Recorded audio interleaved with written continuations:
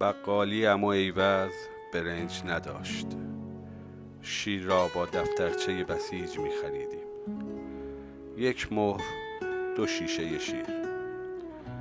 صف نانوایی می رفت از سر نبش می گذشت و می رسید تا وسط کوچه بغلی، آنقدر دور که ته صفی دیگر بوی نان را نمی شنید.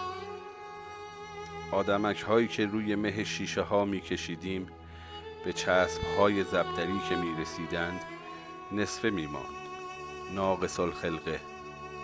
2 محله آن طرفتر کوچه ای خاک می شد.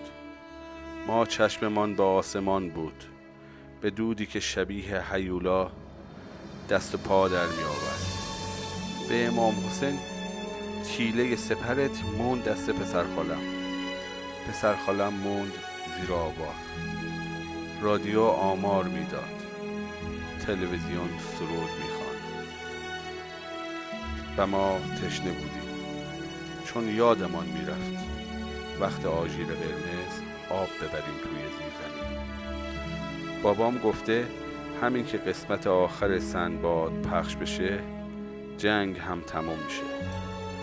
پرتقال ها سهم ما بود و سیب ها مربا و کمپوت میشد برای رزمنده ها. عموم گفته از جبهه برام تفنگ میاره و عموها در جبهه ها ماندند. سیب ها دیگر عطری ندارند و ما هنوز منتظریم. قسمت آخر سنباد پخش شد تا برهیم از جنگی که هر بار به شکل هیولای 1000 سر می شود بالای سرمان. نسل ما برای صف بستن، برای خیره شدن به آسمان، برای دنبال کردن اخبار زیادی پیر شده. نسل ما در کودکی گم شده و جوانی شتابان پیر شد، خسته شد. 1 نسل و چند جنگ. دنیا سهمیه بندی نیست. چرا؟